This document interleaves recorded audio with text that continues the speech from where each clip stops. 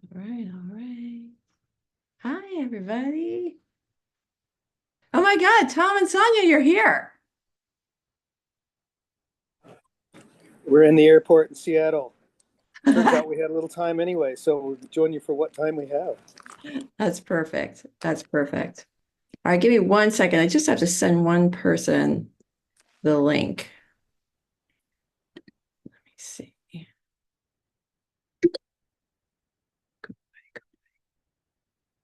All right, get this.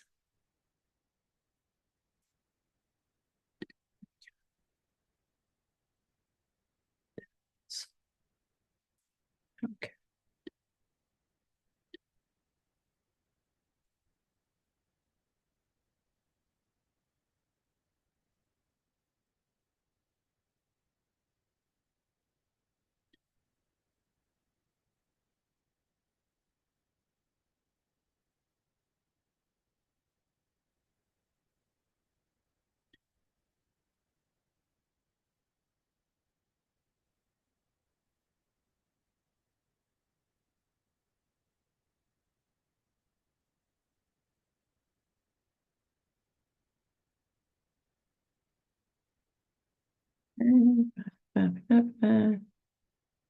Let's see. Copy, paste, send. All right.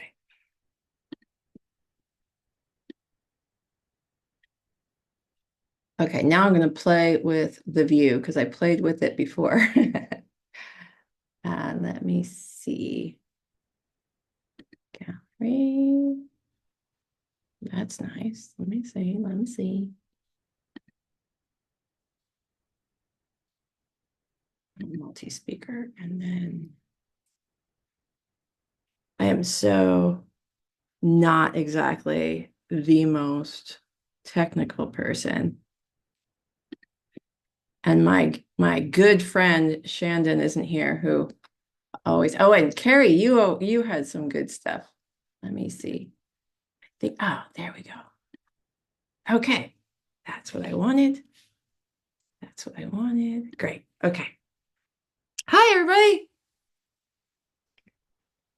Okay. So got my tea, got my sweater on, nice and cozy. Um, it's funny because first of all, welcome. Thank you, thank you, thank you for humoring me to have this community here, which I started completely selfishly because I just wanted more good people and good conversations in my life. So that's what started the whole premise of the First Fridays. So we've been going for over a year now. Anybody here that's not horsey, just know a lot of people are, and horse references will be flying. So one of the things that came to me this morning, in the mornings, I really I like to get up and I like to walk my dog early in the morning on the trails around my house. And I listen to podcasts or books and it really gets my mind kind of churning. And one of the things that was talked about in this particular book, he was talking about how uh, we're so work focused, even from when we're a child, like before you play, you have to do your chores, you have to work to be able to, you know, be able to play, or playtime's over. Let's get to work, right? How many times have we heard that? Playtime's over. But what's interesting is the amount of people that suffer from anxiety. And when you talk to those people, a lot of times the anxiety is around not getting enough work done, or feeling overwhelmed by work. And play is one of the biggest ways that we can transmute that anxiety and that we can get more joy out of our life. I mean, this day is never going to come back, right? This day needs to be as glorious and connected and fun as it possibly can. And not from another place of anxiety of now I got to get it to be glorious and fun. But sometimes it's all we need to do is just shift the way we see things. And what's really interesting is that as I'm listening to this book this morning, and he was talking about these really, type A, highly motivated people who were burning out because they were so focused on work, but they had scheduled no time, like had no openings for play. That I realized that I was hurrying around this morning, looking at this group from a framework of work. And it was constricting it instead of looking at it like I started this because I wanted to be able to have real conversations and hear from people and create a community and like laugh and have fun and support each other and also be with each other through hard times because that is life. But it came from that excited place. And the parameters with which my mind has been programmed is everything goes into either work or not work. Right. So as soon as I was like, wait a minute, let me get back to why I started this in the first place. Like, what am I doing? All of a sudden, I was excited, and any of the anxiety of, how this is going to play out, and am I going to be interesting enough? Am I going to bore people to tears? What's going to happen? That just went away. And I was like, I'm just going to have fun because that's why I started this in the first place. And having deep conversations, even when it's about gnarly stuff, is fun to me because that connection is what life is about. I am way, way, way more comfortable having hard conversations with someone that's going through something than sitting with someone that's putting on a happy spin or happy face when that's not how they're feeling. So, and look, I won't tell you that I'm great at this. I think that just being willing to do something and not have the weight that you have to be brilliant and have to be perfect. And I've noticed that the first Fridays that go really, really well and the time flies by are the ones where they're more interactive, where people are sharing too and jumping in. And so I have a question. How many of you, and you can either put your hand up or put your little emoji up, how many of you have work on the schedule today? Okay, how many of you have play on your schedule today? Yes. Yes. Nice. Nice. Yes. And one of the things that I think Eckhart Tolle talked about this too is that just even the idea of connecting and being present to what you're doing and trying to focusing on the sensations of it, like washing the dishes, warm water does feel good on your hands, like making suds can feel good too. The smell of whatever scent you picked for your dish soap, that sensation, the clinking of putting the dishes down, putting them away.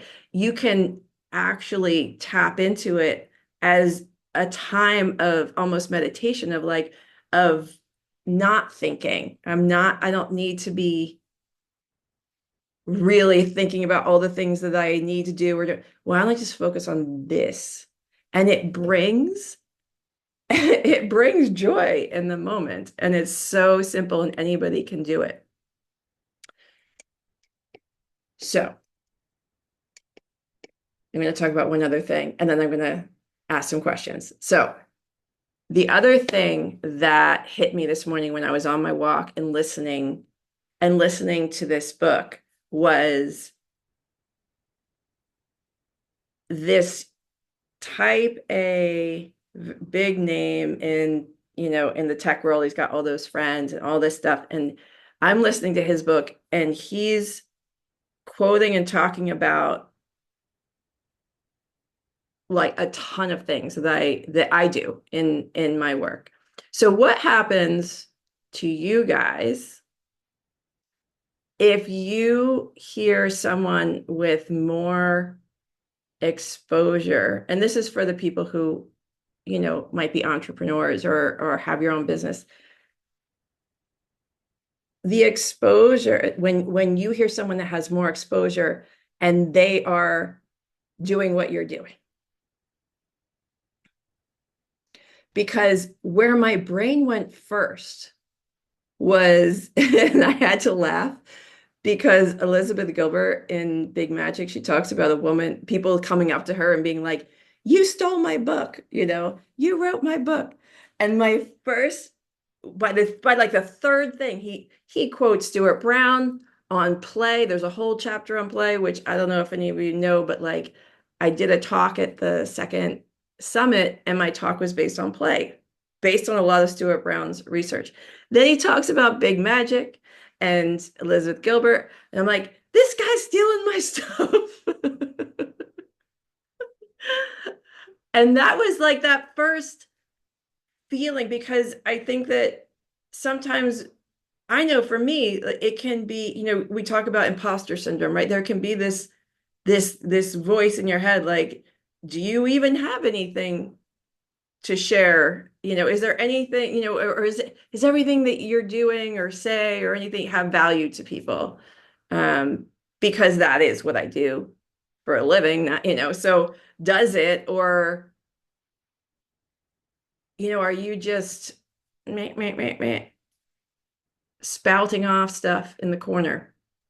And but that lasted for just a split second, and I started laughing at myself for that competitive framework that we all get exposed to, right? Everything is about competition. If you're not ahead, you got to be the first one out there. You got to be the first, and you got to shake people up. You got to really be big and bold, and I laughed at that, and then I thought, actually, what if this is just validation, that this is what's been percolating in the collective unconscious, right? That is looking to be brought into this world. And this is just such validation that, look at this, the things that you've been focusing on, this guy is completely validating with this book. Like, how cool is that? So it made it, I really loved that moment.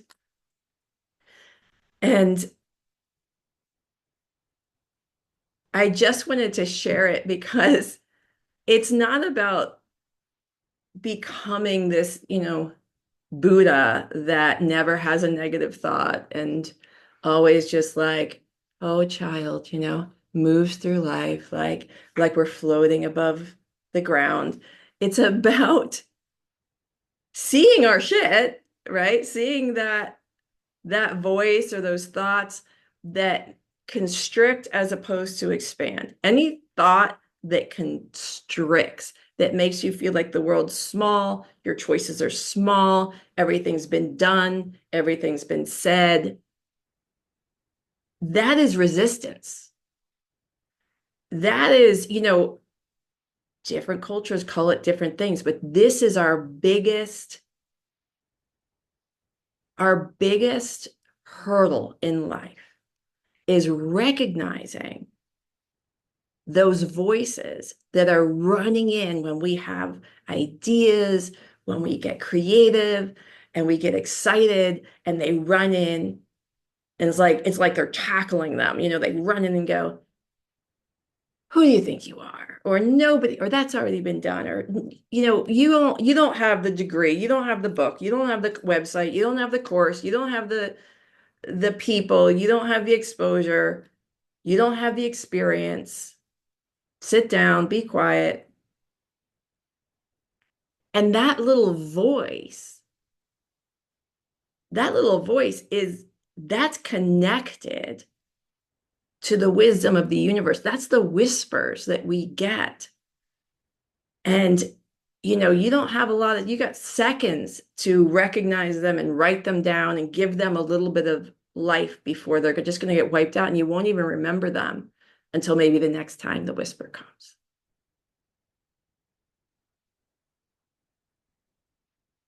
So I wanted to share with you one of my moments of having that thought. And then realizing that instead of this being a competition, like, this was just such a cool moment of validation.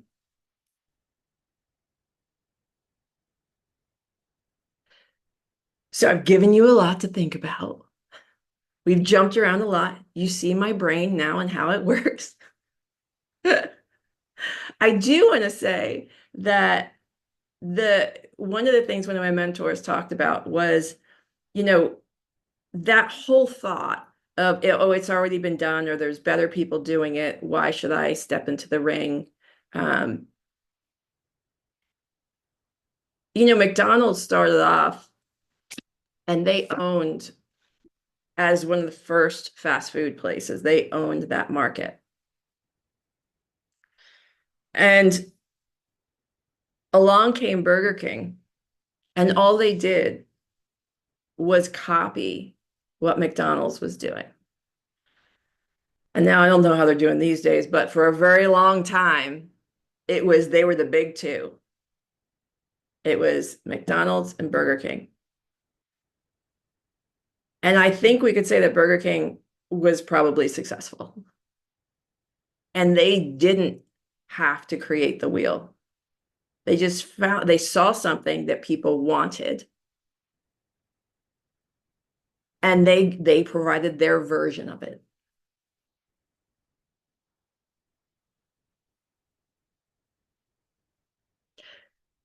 Now, this has nothing to do with what I wrote in the email or posted on Facebook. So we've got all this. And then I also wanted to say that, and I'll show you how this connects. When we are going into the holidays, the versions of ourselves that we're out in the world creating can sometimes be in direct opposition to the version of you that your family holds. And holidays, for those of us who do go and spend time with family, can sometimes be difficult because we want to resist. Right? We want to fight that version. I'm Chrissy, by the way, with my family, right? I'm still Chrissy. I'm still little Chrissy. And what's interesting is that, what is her name? Lisa Nichols. So Lisa Nichols, she was in The Secret. She's amazing. She says that, she's a leader in the motivational self-help world, like huge. First person to take a company like that public. She's making things happen out there. But she says when she goes home, she's still Lisa. And she's not that person to her family. And what happens is she said that she has switched it from being, in the beginning, it was like she was trying to coach all her family. She's trying to coach everyone. She's trying to explain what she does. Russell Brand says when you have to explain that you're famous, it kind of doesn't have the same effect. So, she's going home and she's trying to demonstrate to her family who she is out in the world and what she's doing. And you know what? They don't care and they don't want that. What they want is the connection with the person that they've known since they were little, or the person that you are to them. And I think sometimes when we have expectation of validation from our family, because that sometimes is those are the people sometimes that we want it from the most. We want that validation. We want them to go, good job. Look at you. Wow. You really made something of yourself. And then we get disappointed, hurt, angry. A lot of times it goes into anger. Pain gives right to anger, right? Because anger feels powerful. Pain feels small. And then we start to hold that. Maybe we put that smile on when we're not actually feeling that way. Right? And then it starts to build the disconnect because our anger is now between us and connection. So what if we said instead that it's nobody's job to validate us. And the sooner that we can begin to be so excited and joyful and dedicated to ourselves and not to that outside validation, the happier we can be. I mean, we can become insufferable when we need that validation. I mean, we sometimes don't see it in ourselves, but we see it in other people, right? We'll see it. God, he keeps talking about that damn dog that he's trained so well. And all the time, we got to hear about the dog, right? We see it demonstrated, but a lot of times we don't see it in ourselves. And we can bring that energy. Going to go back to a horse analogy, right? We talk about going into working with the horse, being clean, having clean energy, clear energy, because having expectations creates pressure. Even though we don't even have to say the things or do the things, intention creates pressure. So little of our communication is verbal. It's nonverbal. It's the way we hold our body, the tone of voice we use, the look in our eye, the way we express ourselves. So checking in and making a decision about how you want to show up, especially how you want to show up that works for you. That's everything. So now, because these things go best with feedback, does anybody have any feedback or questions or stories of trying to figure out how to navigate things or something that they're looking at going into the holidays, or even from the beginning part, like that has nothing to do with the holidays?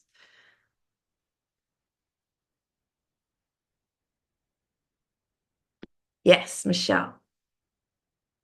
Hi, this is my first Friday. Hi, welcome. Oh my gosh, yay. I was thinking about the imposter syndrome and then turning that to be more validation of what you're bringing to people. And I thought, reminds me, my background has been in business, whether I liked it or not, that's where I ended up. And I would read business book after business book, and I felt like they all said the same thing. But then I kind of started thinking, but wait, there's a little bit of a twist. And so depending on who the listener is, it might land differently depending on how you bring it to the world.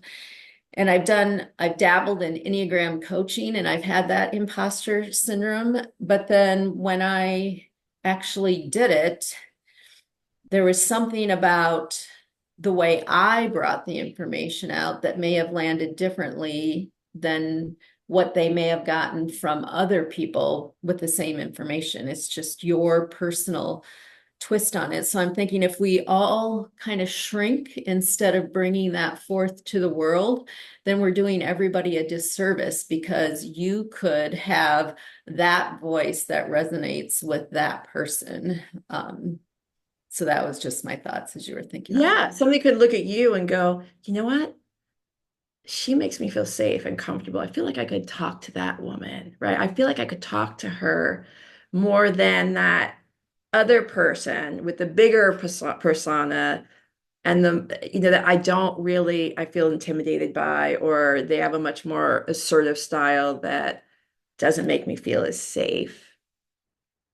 And you're exactly right. There's going to be people that see you and align with you, and that's why they're going to be able to get the information that you have, because they're going to feel safe enough to do something with you. And it's crazy. So you were talking about all the books you were reading, all those business books. Anytime we're in any kind of career, any kind of circle, we immerse ourselves in the information from that circle. We tend to have colleagues that work in that same industry. We listen to podcasts or any videos or go to trainings about that stuff. And what happens is we start to feel like it's saturated. We start to feel like everybody already knows this stuff.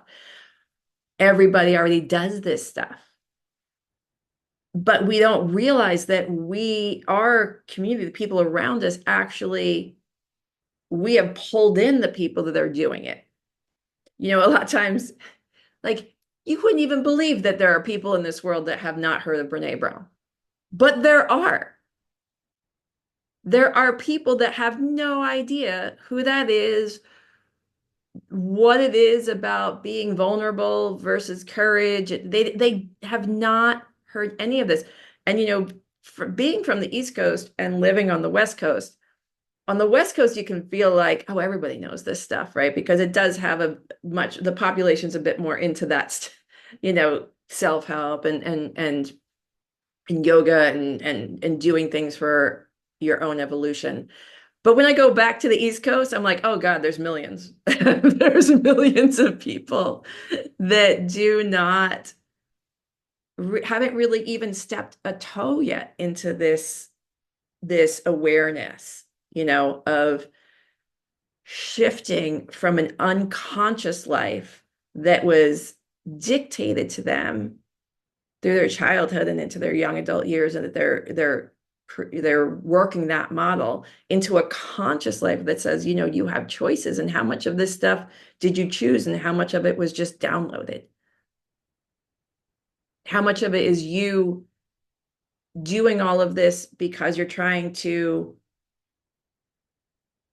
make other people's expectations? How much of it is that you're trying to win the approval of people based on what they want you to do versus what, really calls to your soul and your spirit? So yeah, the process of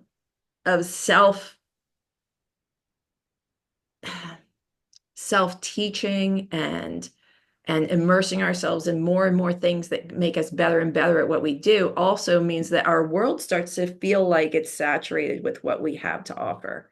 So it's really good to step outside of that as much as possible, and remember how many people are in the world. Remember, like, this is the amount of people that know what you do, Michelle. I probably don't know half of what you do. I mean, you have skills and knowledge that people need. Absolutely. There's definitely not enough of you in the world. There's still not enough of you. And there's going to be someone born after me, after you, after all the people that we look up to, that's going to blow past all of,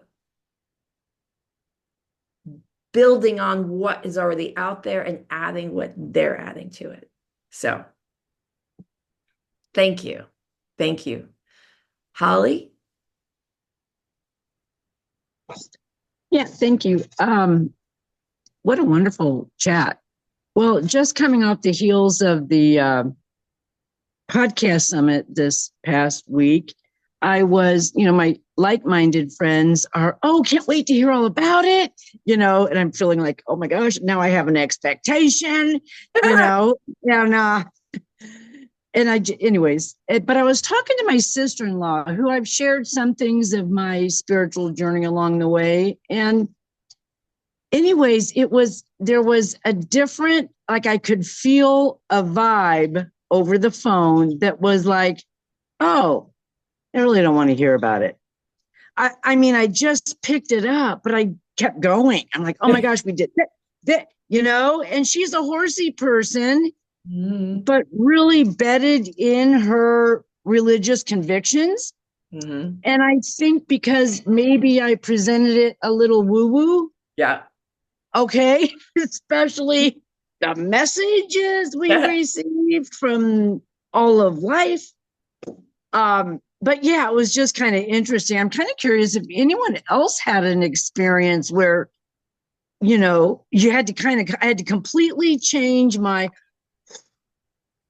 just bring it down, get on her level a little bit, and then just wrap it up. It was just kind of odd. And then something else you said, nobody's job, it's nobody's job to validate us.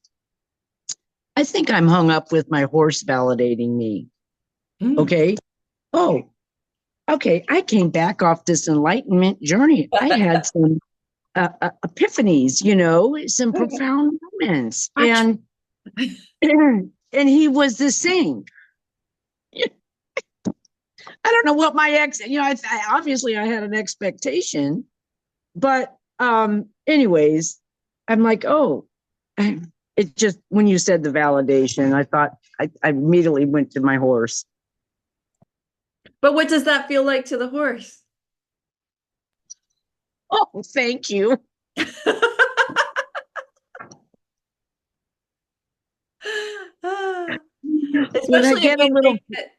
Especially if we think that the horses want to partner with us. They're happy when we're happy, right? And he's feeling your whole like, well, that didn't work. And you know what I mean? Like, yeah. And by the way, I have to say, I know nothing about having a conversation and trying to explain something that I'm excited about to someone, sensing that they're not getting it. And then instead of backing off, just keep doubling down on, oh, I just got to tell them this part. Oh, no, they don't get that. All right, how about this part? And just till the point where we're all exhausted. Okay. I lost him. Yeah. And then because I keep thinking one more thing, oh, that might resonate, because that's happened with me, a light bulb moment. Oh, yeah. I finally get it. But think about it too. Saltwater, huh? How many of us have gone and seen an absolutely amazing movie that just moved us to joy or tears or whatever? Do you actually think that you can sit down with someone and explain the movie in a way that's going to give them the same feelings and ride that movie gave you? We can't. And we try to do it with the summit, and like everybody says, even the presenters, everybody says, there's really no way to describe this, right? We try, but it's just something that needs to be experienced. Thank you. Jane?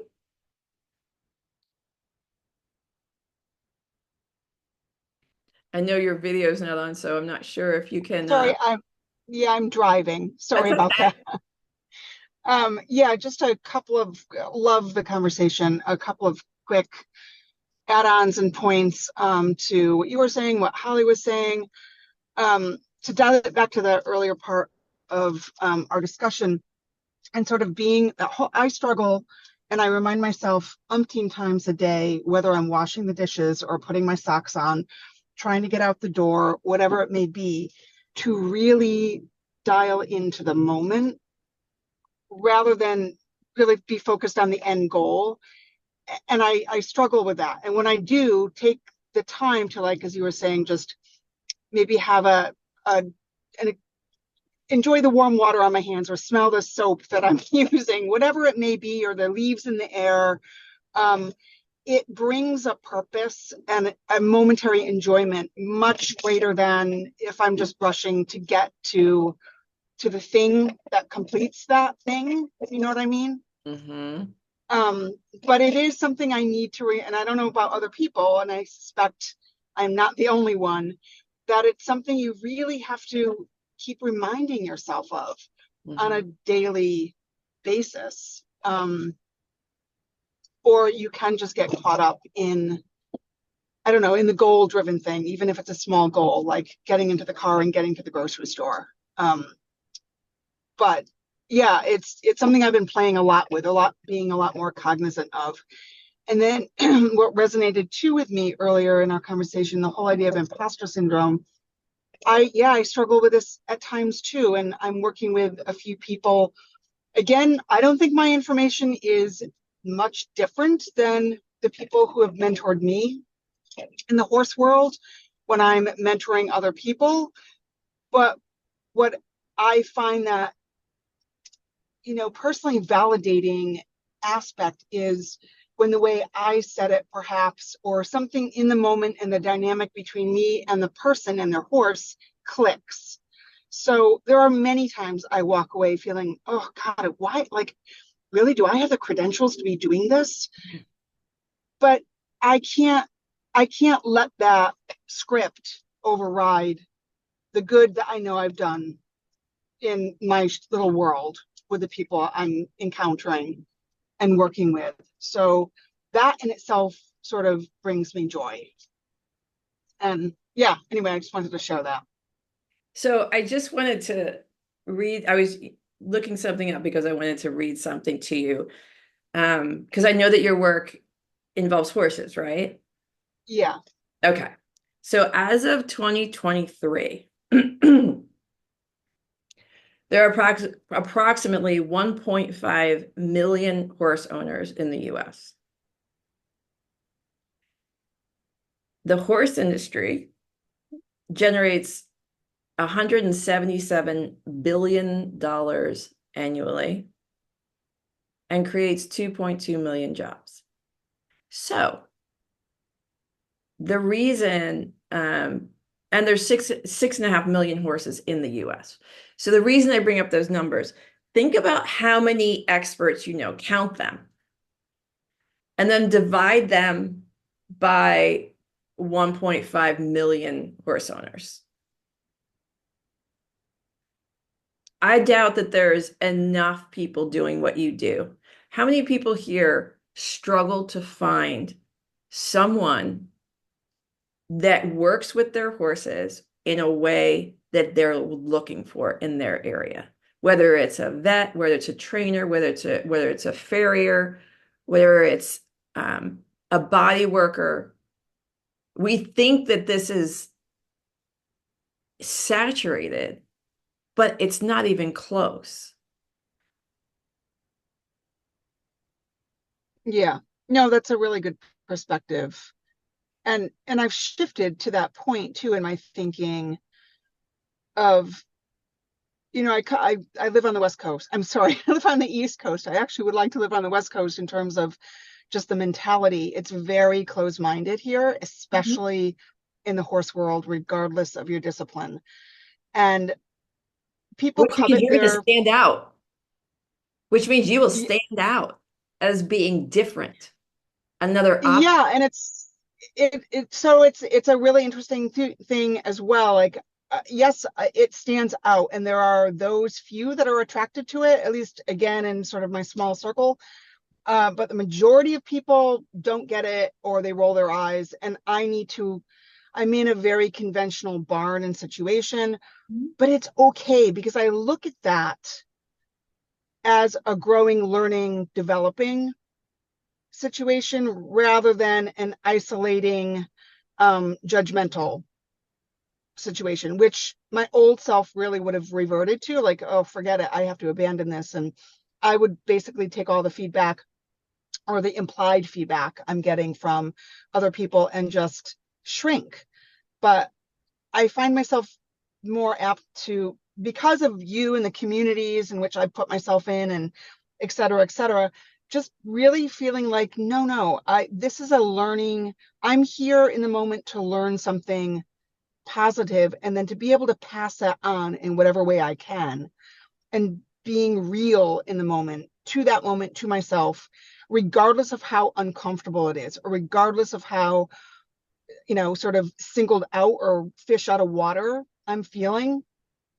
And I know in doing that, I will continue to attract the various situations or people who are more like-minded, or at least who inspire more like-minded thinking, even if I don't have a plethora of that right now. So I guess I'm just erring on seeing the glass half full and going forward. But it's a challenge for sure. Mm-hmm. But here, so I get excited about this, okay? Sitting here. So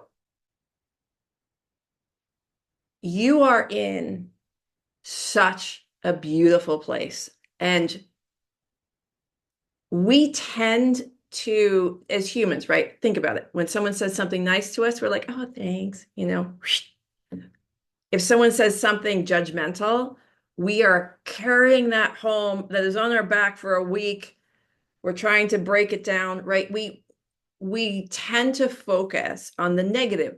Now, the reason is it's in our DNA for our survival, right? Negative stuff we need to sort and understand so that we can survive. We don't want to get kicked out of the tribe. We don't want, like, there's so much going on. But we're awake now. We're conscious. We're not operating from a sleep place. You are in the state of your work that is the momentum building phase. And the way that this works is that you just keep doing your work. And what you want to focus on is over delivering. You want to over deliver to your clients. You want to make your clients the happiest people that you can by giving them everything and then some. Let your work speak for what you do. And do not spend energy looking at the people who are never going to be your clients. Just focus on the work and let it stand for itself. Now, when one of the reasons that work blew up so much, I mean, he was already obviously doing well before COVID, but he just blew up after COVID, was because he was one of the first trainers who said, I think that I can create videos that people would want to watch, when nobody was really doing that. And so because he did the work when there wasn't validation, when there wasn't a lot coming back, probably a lot of judgment through the years, a lot of people telling him, that's not right, and you're a kook, or whatever it was, right? But he was placing himself ahead of the curve. And you are ahead of the curve, Jane, because and you know that because the people around you don't even know what you're doing, right? Or they're looking at you like, I don't understand that. That's not the way it's done. So that actually puts you in a better place. All you have to do is focus on your work, focus on what you do, focus on getting better and better, and over deliver. Over deliver. Let word of mouth and let the work stand on its own. And then, because here's the thing, we all see how this different way of being with horses is spreading. This new way of being is spreading. You're ahead of the curve. Because as people start to go, I wonder if there's anyone in my area that prescribes to this thought, this way of being with horses. So instead of trying to show yourself as valuable to the people who aren't looking for you, let your work stand on its own. Let them see the work and let them find all of the information that they're looking for in their life and let it become organic that they look for you. Does that make sense to everybody? Oh, 100%. Yeah. Thank you. Yeah. You're welcome. Bridget? Let me do this. Hello. I'm releasing my summit stuff through a little head cold, so Okay. hopefully. Seems to be the way, right? Yeah, Like yeah. so often. Yeah. I had a few things that cropped up while you were talking, and one of them was, reading books or listening to people. I had so many synchronicities and things happen while different presenters were talking this past weekend. And Can you say sometimes when I would sorry, can you just say about what you were at the weekend, just in case somebody doesn't? at the JOPS Journey On podcast summit. Okay. And I do remember that synchronicities and like what I would call knowings have always happened to me throughout my life. Mhm. And around the age of 15 or 16, one time someone who I really looked up to called me a smarty pants when I brought forth something like that, and that shut that down. So I was a rebel in my head. Those things still happened, but I did not then act out or act on. And so one of the things when you were talking, Christine, about reading that book and like there's all the stuff that you're doing being presented by this person, that came forth for me was it's so old, it's new again, right? Like these things that are bringing forth from everybody, these are not wisdoms from 100 years ago or 200 years ago. These are wisdoms so far back. The way we're treating animals, the way we're thinking about the trees, the way we're doing all of these things. Mm-hmm. They feel new, right? Even if we're reading a book that's 100 years old, Yeah. 50 years old. But for me, it's just that they're not new thoughts. They're new concepts in the way we're walking and the way we've been walking for a long time now.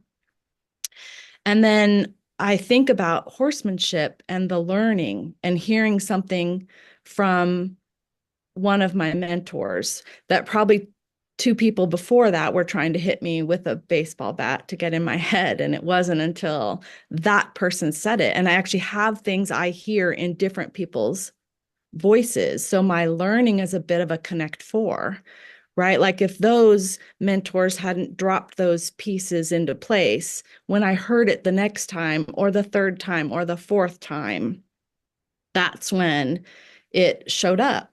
Mm-hmm. So putting yourself forward, even though there's all these other people saying the things, it kind of goes back to what Michelle was saying.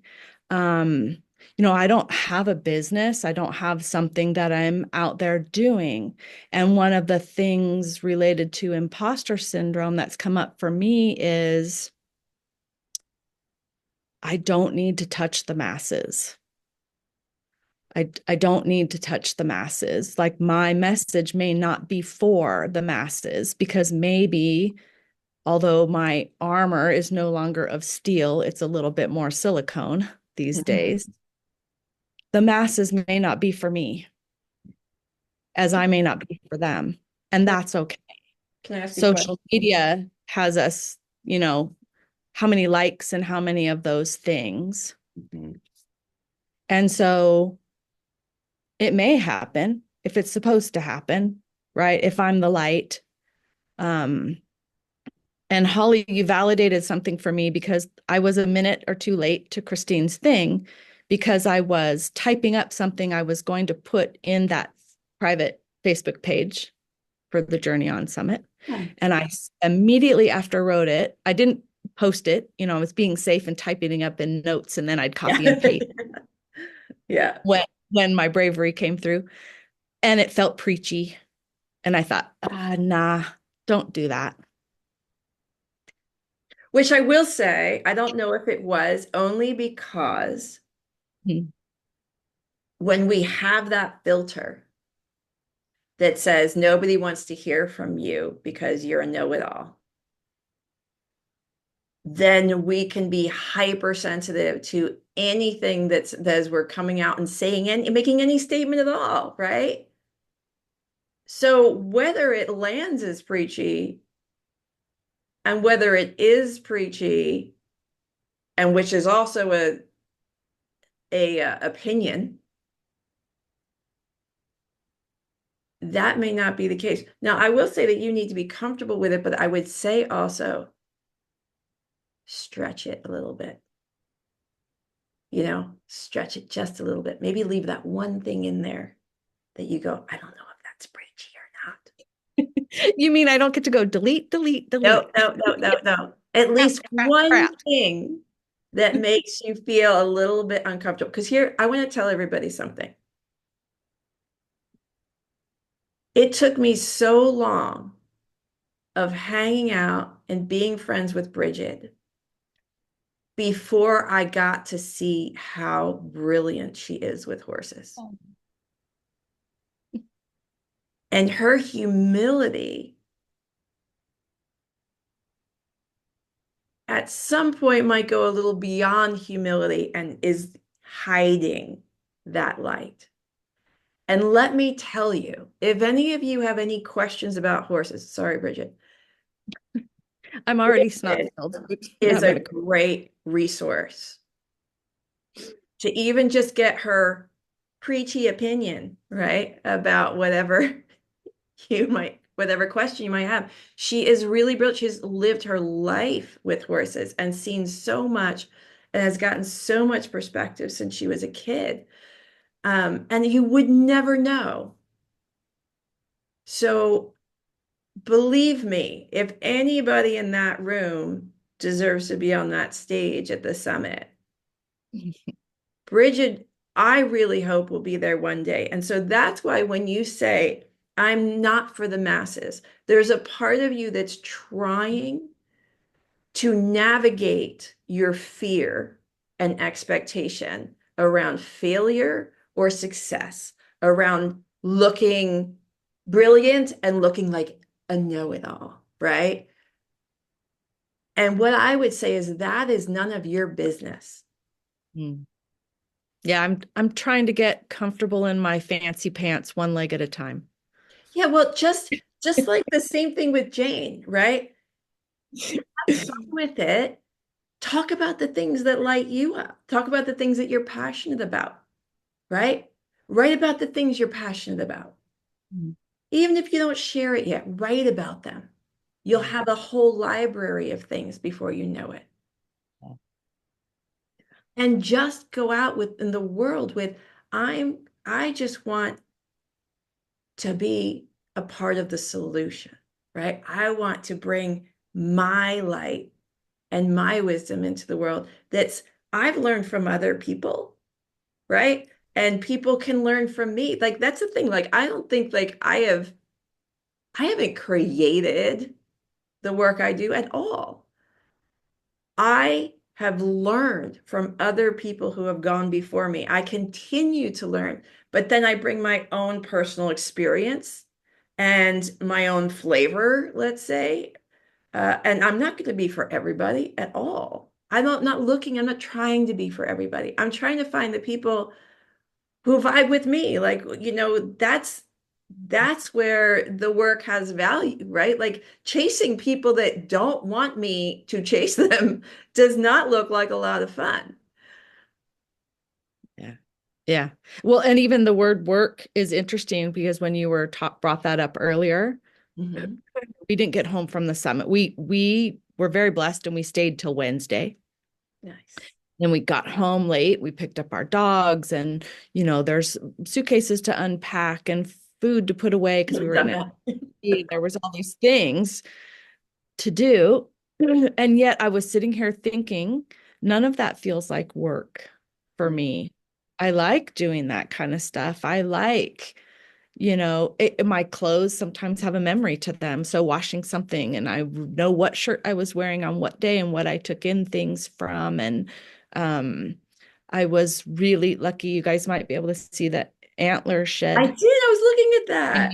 So before I went to the summit, the word shed, a shedding naturally, like antlers happen. And I had sketched an antler. And on Tuesday, when we were walking around town we found that antler shed in an antique store.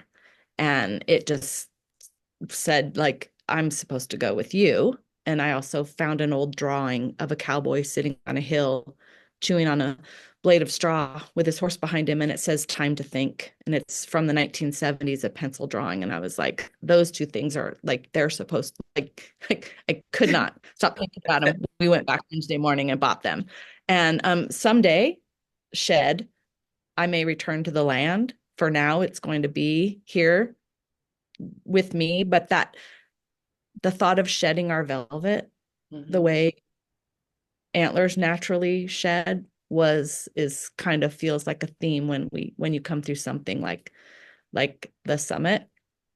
And so yeah, it's been really great, except for this sore throat and now my even more snotty nose. Thanks. Thank you, Christine. I will tell you guys, I'm so blessed that I can call Christine a friend. And one of the first things I did to step into some real vulnerability, and this sounds so silly now, knowing what a nerd she can be, but was walking up to her at a clinic, introducing myself and having a chat. We were at one of Warwick's clinics and I was his volunteer that weekend. And that's how socially uncomfortable I was just those few years ago. I just had gotten to the point where I didn't even want to go to events. I was so socially awkward. I spent so much time thinking about it beforehand, spent nights then after. Did I stand too close? Did I say the wrong thing? But if you think about that, that's all I. And if I was spending that much time thinking about myself, I wasn't open to hearing any of the messages that were outside of me. And those are the things that have changed. And I'm actually really proud of myself for that. And I love you all so much for letting me ramble. I'm going to go find a tissue now. I love Thank you, Bridget. You know, what's funny is that, just so you guys know, like I hadn't been on Work's podcast. I wasn't like a known person at this thing. I was just auditing the clinic. So just kind of shows you, but I did keep your information and we did reach out and I was like, and you disappeared for a minute. And I was like, where did that Bridget person go? Because we you know, when you find people in your neighborhood, generally in your area, that are into the same things with horses or whatever it is, and you want to hold on to them. And so, yeah, we kept it going. But, you know, it takes effort. You have to put into relationships. But it's kind of like, if you love what you do, you'll never work a day in your life. Same with people. Thanks, Bridget. Wendy, with your little hat, your little toque. It's cold here now in Central California. Yeah, I just want to thank Bridget. Bridget, like, I'm right there with you. I have all these same stuff in the imposter, or I have had. You know. I was just thinking about the beginnings of these First Friday talks, and this, like, all the stuff that would run through my head, like it's just like a freight train of thoughts and like insecurities and you know, and how far we've all come, like how, you know, I'm so grateful, or, you know, just so grateful for the opportunity to do this with horses, you know, my insecurities that run with that. And I'm just so grateful for all of this. I'm sorry that I missed the summit, but I was getting lots of learning at the same time right in your guys' area. So I was thinking about you guys. But the one thing that I wanted to go back to that you said, Christine, in the beginning of this chat was intention creates pressure.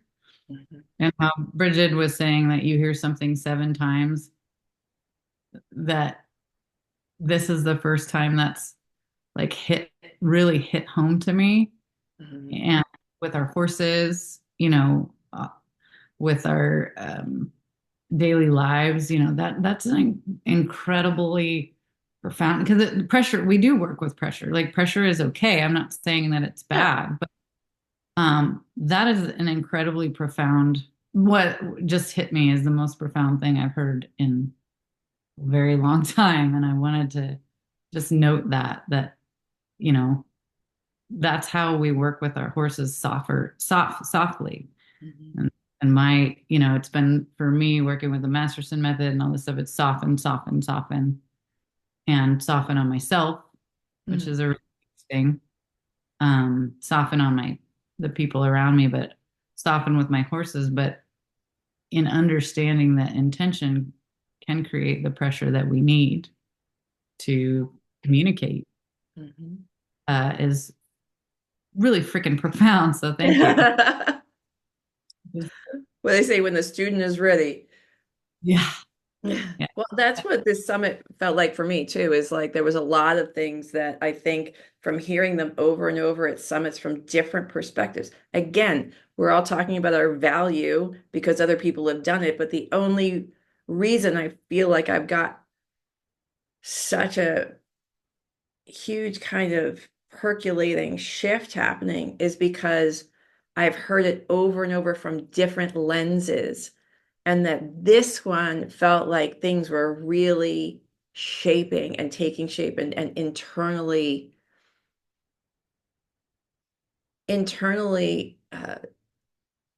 what is the word I'm looking for? My words aren't happening today. What is it when you're becoming congruent? Like internally, things are all starting to become congruent in a way that that's like puzzle pieces. Like almost reminds me of like Jenga, you know, where or Tetris, where like the pieces are going in and the pieces are going in, and then it's like all becoming grounded and solid. And you know, with the horses, just to say this is that I the thing that shifted for me with my horses is that I practiced. No, I didn't even practice. I decided that I was going to go out there and I didn't need anything from them. I just wanted to be with them. And I know that they had some traumas. One had like a lot of medical stuff that created some PTSD around operations and medical things. I think that we maybe don't think about that stuff with horses, that if they get injured or are sick and need to go into the hospital and have surgeries and or go through some pain, that they could need some time just like a human would to get their nervous system get back. And because of that, I cannot go out there with the intention of wanting to do something, but without feeling the old way I would feel, which would be feeling like this, got to get it done feeling. Like I couldn't not have that feeling, you know, because I hadn't yet learned how to just be with the horses. So I had to train myself and allow myself to just be with them. And now they're like, I have draw for days, right? Like they just want to follow me around. They stand at the fence. They want to do stuff with me, right? So that I have tons of. And now I can go out there and play around with, hey, can we do this? Can we try to make it fun? Right? Because I want it to be fun for you and me, but you're not going to really know what it is yet. So you might be a little concerned in the beginning, but let's see if I can explain it or, you know, demonstrate it in a way that allows you to step in. And I don't lose anything because my bank account's so full. And you know what? That goes for people too. We're so uncomfortable around people who don't think exactly like us. We're so uncomfortable. Yeah. We feel like we have to convince them of the way we see things or defend or whatever. And when you do that, just like a horse can dig in and freeze up and resist, that's what people do. Because it's not relational. It's this is my side, and I'm lobbing things over into your side. So that's why I talked in the beginning of this about being around family for the holidays, because what intentions are we going in with? What expectations could we be going in with that would be creating pressure on other people to validate us, or other people to not be look, I've heard people go, I can't deal with my sister because she just projects her anxiety on everybody, and all she does is talk about everything that's wrong all the time, and I just can't handle it, right? And why does she do this to me? She knows this bugs me. Why does she do this to me? She does this to me every time we're together. And the question is, so let me ask you this. Is your sister different with everybody else? Or is this how your sister is 24/7 with everyone that has nothing to do with you? So why do you feel like you have to pick it up? Why do you feel like you have to take it on? Why can't you demonstrate holding space with a regulated nervous system? Use this as an opportunity to practice being around people who may have elevated nervous systems. And how can I stay grounded in my nervous system? And having to take a walk or leave early is totally fine too. But resilience is what we're looking for. We're not looking to have the world change or bend to make us feel safe, because that's not a realistic model, and it takes away our power in our own life and puts it on everyone else or every other situation. What if we saw ourselves as resilient, where we can hold our space when other people cannot, that we can allow them to co-regulate a bit with us? Maybe we are holding our energy in a space that's not trying to fix it, not trying to change it, but just keeping our energy and our breathing in a calm manner, that we can help them regulate. And we can also make choices for ourselves that say, and that's enough. I'm going to go now. And not feel like we're doing it as a retaliation or a exasperation, but just as a loving, I'm tired, I'm going to go. Looking at I call them ruts. You guys know what a rut is, when, especially on a dirt road, the cars drive the same way. So you get these divots into these dips in the road where the wheels go. And then every car that goes down that road kind of slides into that same track, making them go deeper and deeper. That's how I see communication in families. You say this, I say that, you say this, I say that. We have the same patterns that we run over and over again. And I keep going in, expecting a different result, expecting it to be different, expecting the other person to be different. But I don't look at what I'm doing and how I could be different. And if you want to interrupt a pattern, if you have a pattern that you're not jiving with, then the only power you have in shifting that is to shift yourself. Any part of that new way of being that relies on someone else to do something, you're on the wrong track. You're shifting so that you're not contributing to that same rut, that same thing that goes on over and over again. And you're not doing it from anger. You're doing it from love. You're doing it from space. And you're giving yourself permission to not have to fight for it or, explain to people, well, when you do that, you make me feel and sometimes we have to explain those things, but a lot of times we just don't. Just live like you have permission to do the things that feel authentic to you.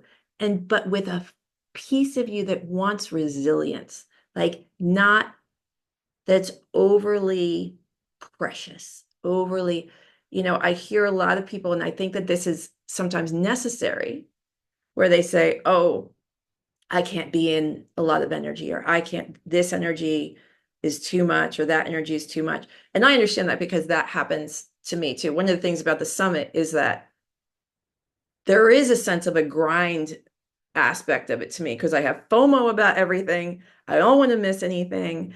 And it's 24/7 pretty much that I'm having conversations with friends, or I'm with people, or I'm listening and I'm watching, and I can be really spent. But I always want to try and push a little bit, build a little bit more, And maybe sometimes my work is in not doing something, saying, I'm not going to do that thing. I did that this time. I still have FOMO, but I'm still happy with my choice.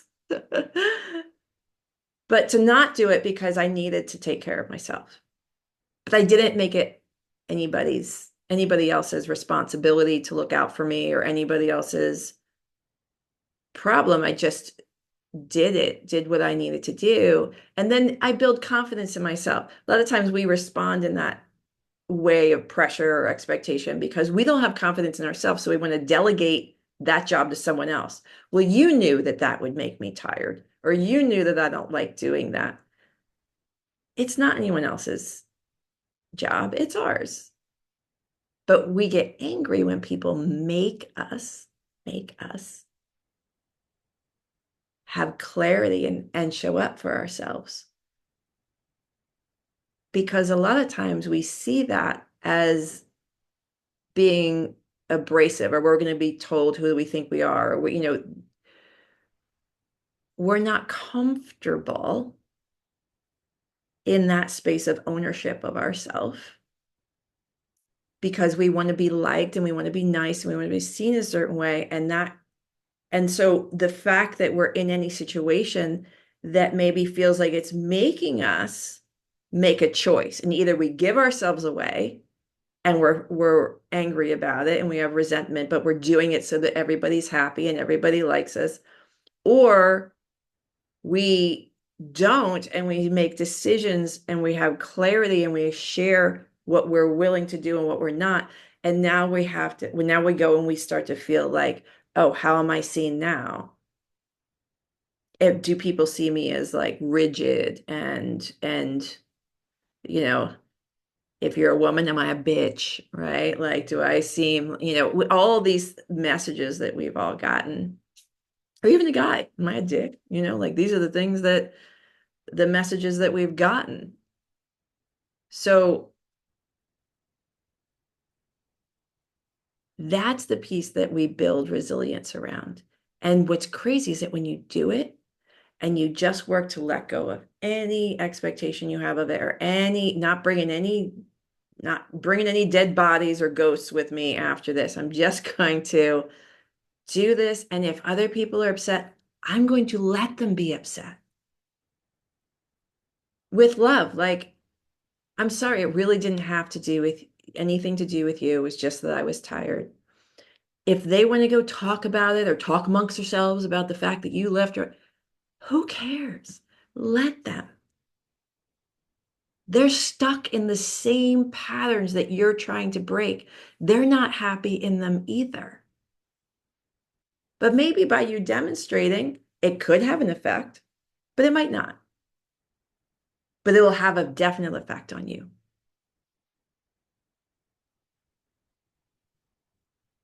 Any questions about that? I know it's kind of can be a little esoteric or like, it's like that Jane Pike thing where it's like you're balancing this. There's not a place of balance. Like you're constantly weighing. It's not always clear, and you're not going to get it right all the time. None of us are. So it's practicing. And the thing that was the biggest shift for me was when I told myself, I realized was this pattern in me of needing to be liked and if I sensed any kind of disruption in the force, I had to fix it.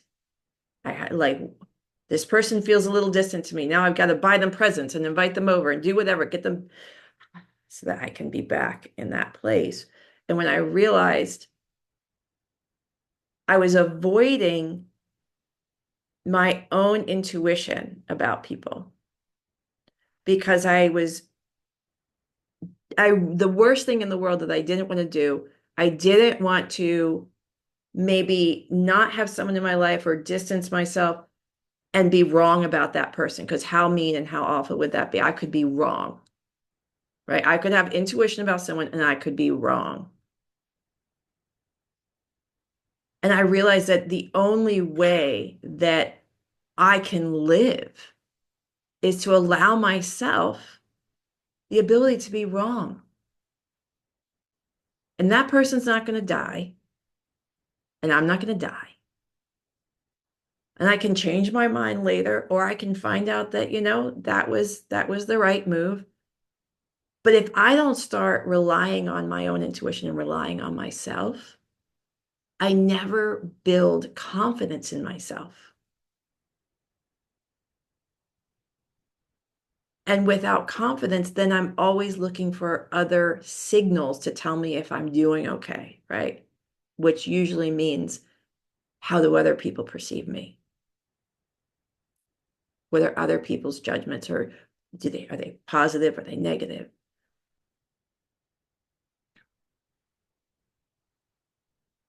So give yourself permission. See yourself as someone who has positive intent, right? You want to be a good person. You want to do good things, but also allow yourself to get things wrong and to also follow your intuition around things you want to do, people you want to be around, people you don't.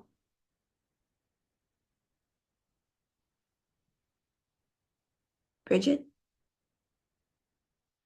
I was just wondering, Christine, like prior and proper preparation, right? I'm trying to think of, or maybe you have exercises that someone could practice, because clearly practicing Thanksgiving dinner or Christmas morning with Aunt Betty that you want to strangle isn't going to be ideal. So what could we do at the grocery store or what little things could we do maybe when no one's around, a self-talk or something, and then that first little half step out into the world at the feed store or the grocery store, or someone who's that step away from the situation where we can come home and think about it but not be heartbroken if it didn't go quite right, and not when game day comes. Yeah.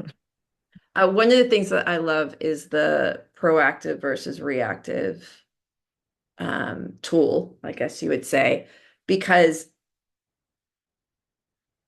it's going to get you being creative. Okay, you can use your creativity on this one. And a lot of times with those people, whether they're people we know or people we don't know, like you say at the feed store, the supermarket, it's this thing of, do I want to be a reactive person who someone puts out something negative or some negative energy or is a lot, and then I pick it up and I add to that energy with my own energy? Or do I want to be proactive where I can choose to release that energy, at least in myself? So if you see someone being rude, let's say, the game is, what story could I tell myself about that person that would make me see this completely different? I think it's in the book, The 7 Habits of Highly Effective People. There's a story in there about a guy on the subway, and they get to a stop, and this man gets on with his 2 small children. And the man sits down, and these kids begin to kind of terrorize the whole subway car by running up and down, swinging on the poles, knocking into people. And people are getting more and more angry and more frustrated that why can't this guy control his children? Why is he just sitting there pretending like he doesn't see what's happening? This is so rude. I'm so tired. Here, we could go. So tired of these parents are hands off and they leave it up to everybody else to, have to deal with the results of these children who have no rules. I mean, we could go on and on. So this man got so angry that finally he said, "Excuse me, sir, but do you think you could control your children?" And the man looked up and there was tears in his eyes. And he said, "I'm sorry. We just came from the hospital and their mother just died. And I don't know how to tell them. And I have no idea what to do." And in that moment, all of a sudden it was the most natural thing in the world that this man would be here crushed and these kids would be running around because everything just changed and nobody knows what they're doing. But we make these stories constantly and the stories are negative. So what if we saw that person that was rude in the store? What could be happening to them right now? What could we tell ourselves that could be happening in their life right now? That's how they're showing up. Or maybe the way they were raised with no love, no compassion. What is it like to feel the way they're feeling? Because we felt that way before. Whatever they're demonstrating, we've felt those feelings. It's not a fun place to be. So what if we could bring that empathy and compassion that we have and make it actually an action that we take in the world, a way of being in the world? And because your thoughts create how you feel, when that little voice in you goes, "Yeah, that's a bunch of bullshit because this guy's just an asshole," right? When it's like, "Yeah, but are you being stupid right now? Because you know what? Like, I don't think that's the case. I think this guy's just a jerk or this woman's just nasty or whatever it is." But your thoughts create how you feel. So not only are you doing something positive by keeping that energy for the world, but you're doing something positive for yourself by rewriting the story, because now you leave the store feeling empathetic and compassionate towards that person, that they're in such a place that they're so miserable that that's how they're acting, as opposed to it running the story of like nobody has any manners anymore. People are awful. I hate people. I'm going to go home to my animals and close the door. And all of those thoughts, they don't make us feel good. So if you get to pick which thought you think, I mean, which one you want to pick?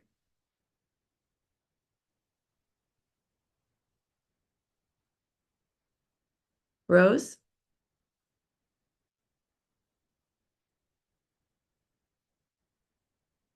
technical things here. I just had a thought when Bridget raised, I don't think kind of like a question about, any like little step we could do or something. If we're talking about the holidays and getting together with family or just whatever.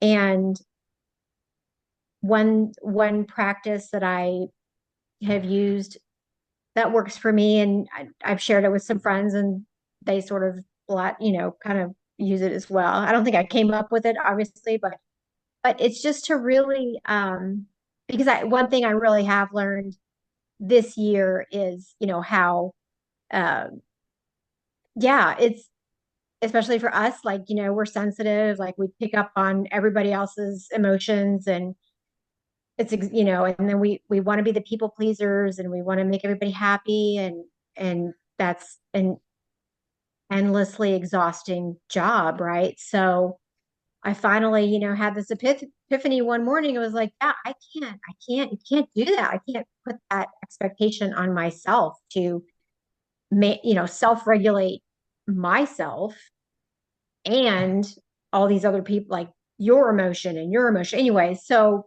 what I've found is a little practice that I do is, before I'm going into a situation that I know I may encounter some people, whether it's family or acquaintances that I have to be with or whatever, is before I walk out my door, um, or before I get out of my car and I go into that building or whatever, like literally, like take a few breaths, like some deep, good diaphragmatic breaths, and ground myself, and then I literally just imagine like this bubble shield, right? Like this energetic, like bubble shield, and fill it with a place of love and non-judgmental thoughts or whatever. And then it's just helped me to go into those places, like whether it's family or whoever that or that might you know, you might like talk about getting into those ruts, and then like carrying into those stories, and going down those storylines and getting spun up in their emotions, Sure. and all these judgment. So I don't know, that's just what I do. And just a little thing. So it Oh, has helped. It's helped. yeah. Look, we could always, there's never enough tools. We can always use more tools. Um, when you were talking, it made me think of one cornerstone that is also super freeing, and people resist this, like with both hands clenched, which is the idea of apologizing. Mm. There's two different kinds of apologizing, right? I'm not talking about people who have learned to apologize for just for existing, like always apologizing, sorry that, sorry that, sorry that. That's that's not what I mean. What I mean is owning completely your side of the street so that you can apologize even when you don't agree, but not that kind of apology where you're like, I'm sorry you feel that way, right? Where, like where there's some energy behind it. But when we own everything, it could be like, it wasn't my intention to make you feel bad. I just want you to know that. That feels different than I'm sorry you feel that way, right? And just by saying an apology sometimes, we let go of what we're carrying still from that interaction. And it's a power move. And you're not wanting to do it. I don't want you to do it for claiming power, but for you, it's a power move, because everything that we don't apologize for, that we see where we had contributed to, we carry that as something that's going to either now or in the future possibly need to be defended. And in the words of someone that I don't remember, defense is the first act of war.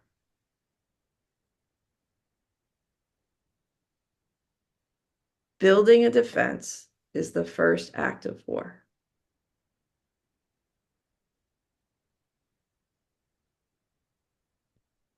And if we remember that in our relationships,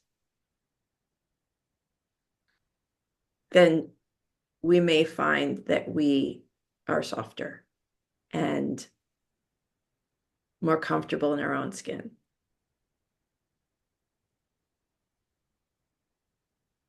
Michelle? I was just thinking of some of these tools that you guys were talking about, and I was thinking I sometimes can be such a peacemaker and a people pleaser that my gut or my go-to is immediately or reactively to please or to aggressively pursue peace. I like that, aggressively pursue peace. Yeah, when it's not mine to do. And so I've had sometimes a hard time like remembering to bring in the tools of my toolbox that I've tried to learn. But one thing that has helped me is if I could say, if I feel myself do that, say pause, like put in the pause Yes. to get you to like away from that reactive and more into the proactive mindset. And then you can start pulling tools out of your toolbox. So like for me, instead of jumping in and pleasing or making peace with somebody or making peace with two people that really is not mine to do, take a breath. What's that thing of like, you don't have to have an answer to everything. We always feel like we have to have an answer to everything. And I love the idea of pause, which is like, if you feel any kind of way about anything that's you can say like, I think I'm going to think about this for a minute. I don't know. I might want to think about that. I'll get back to you on that. Or just silence, where you don't have to have anything to say. I think it comes from school where you have to have the right answer. You're kind of like, that's how you're judged. Do you have the right answer? Do you have the right answer? Do you have the right answer?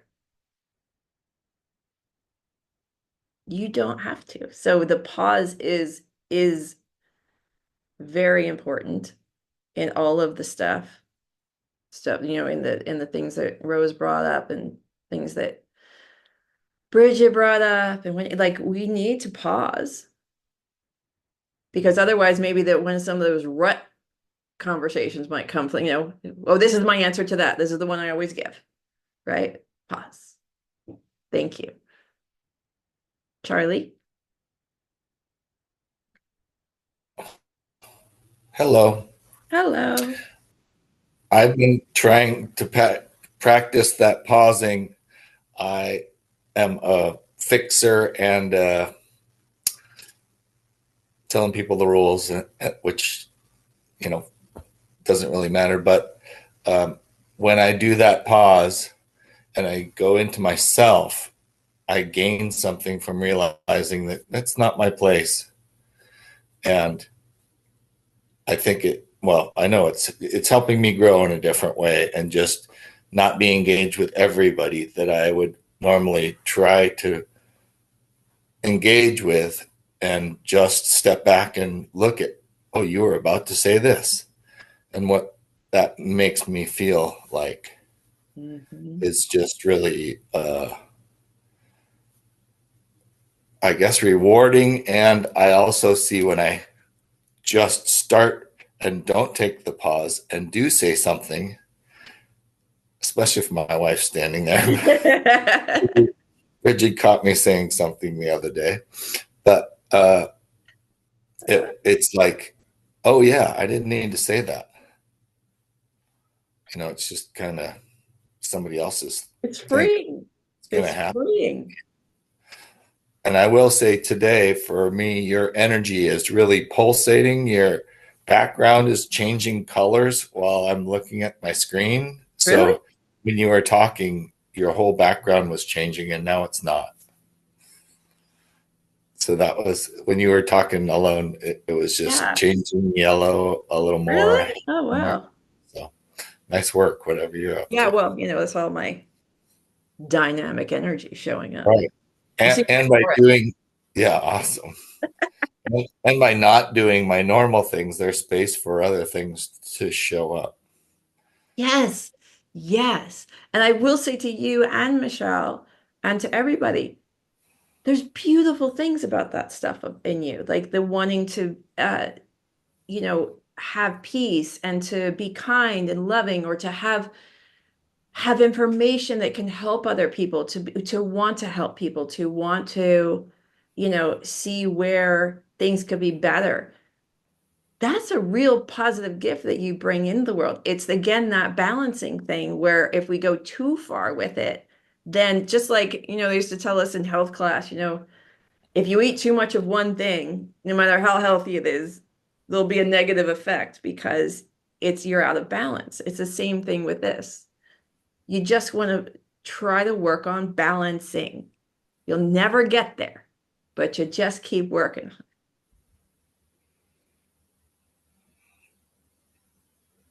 Well, you guys, this has been such a great talk. I'm so glad I got to play with you guys today. All my playmates. This came up at the summit, and I just wanted to say, if you guys haven't seen the documentary Kiss the Ground, I watched it, and it is one of the most uplifting, beautiful documentaries about our Earth and saving our planet that I have ever seen. Danica Markegard is in it. She's got a little piece in it. It's amazing. I found it wasn't on Netflix, but I found it on Amazon Prime, and I rented it for like $3.99. I don't know if you guys can find it somewhere else, but that movie is awesome. We all need something to feel good about. Have you read oh, sorry. Human. What'd you say? Have you read the book Humankind? No. It's the same. I mean, Humankind, it's like a very uplifting book that's changing the paradigm a little bit. Like we're always just so down on everything. And this is statistics, science showing like how good humans are, which is kind of what we need right Yes, now. we need that. Yes, yes, because that's out of balance. We only get the negative. We don't get as much of the positive. So we're out of balance in that way. Do you know who wrote Humankind? You don't have to. Is it one word or I can go get it, but I'll put it in the chat. okay? Is it one word or two? Do you know? I'll go get it. Okay. Okay. It's just oh, but you have a doggy on your lap. I have two and three more around me. I'm covered in dogs. See you next time, Rose. I just wanted to share, Christine, sometimes changing the wording or a thought for me is really helpful. You're really good at that. Yeah. I struggle with the thought of a toolbox because it feels heavy and something I have to carry and open. But if I think of it as a quiver on my back, it's strapped to me. I take it with me. I reach back and it's always handy to have. And I can walk the earth with it and have my hands free. So the thought of a quiver is really helpful for me. I don't know if that would help anybody else, but Geez. I mean, Bridget, it's almost like you have some wisdom to share with people and a different way of seeing things that people can really connect to. God. Wow, how weird. It is weird, so trust me. So, Wendy, what does it say? Humankind by Rutger Bregman. Okay. It's a hopeful history. Hopeful history. Oh, I love it. Okay, I'm definitely getting that book. Definitely getting back. The one that I am listening to now that I was like, that's me, and that's me, and that's me. It's called Never Play It Safe by Chase Jarvis. And it's got some really good stories about exactly what we're talking about, where, you know, you're doing the work that excites you and you have no idea if you're going to like shoot to the top, find somewhere in the middle, you know, evolve into something totally different, but you do it because you're following that curiosity, that creativity, that's the thing that's calling you, that you lose hours doing and it doesn't feel like work.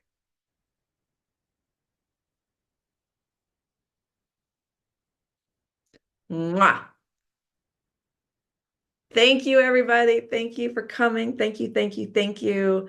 I'll see you in December. Maybe we can hear about the stories from Thanksgiving. See how these tools may have landed.